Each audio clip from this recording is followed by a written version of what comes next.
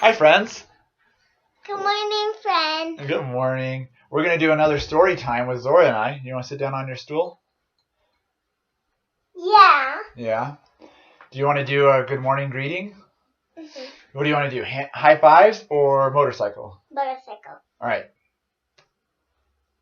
Roomy room room. Hello, Zora. Hello, Daddy. Oh, great job.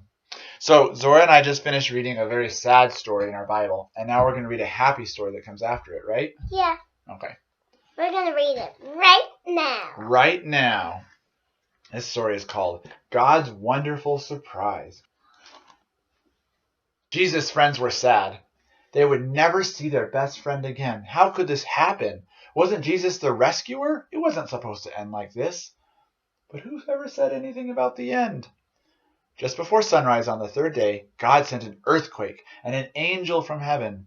When the guards saw the angel, they fell down with fright, and the angel rolled the huge stone away from the tomb and sat on it. And then at dawn, Mary Magdalene and other women headed to the tomb to wash Jesus' body. The friends walked quietly along the hilly path through the olive groves until they reached the tomb, and immediately they noticed something odd. It was wide open. They peered through the opening into the dark tomb, but wait, Jesus' body was gone. And something else. A shining man was there with clothes made from lightning. Don't be scared, the angel said. But they couldn't help it. They screamed anyway. The angel said, "What are you doing here? This is a tomb, and tombs are for dead people." The women couldn't speak. "Jesus isn't dead anymore," the angel said. "He's alive again." And their hearts leapt. And then the angel laughed with such gladness that they felt for a moment as if they had woken from a nightmare. The other women rushed home, but Mary stayed behind. How could it be true? Jesus definitely died. How could he be alive? Just then Mary heard someone else in the garden. Perhaps it's the gardener, she thought. He'll know where Jesus' body is. She ran up to the gardener. "I don't know where Jesus is," Mary said urgently. "I can't find him." Show the picture.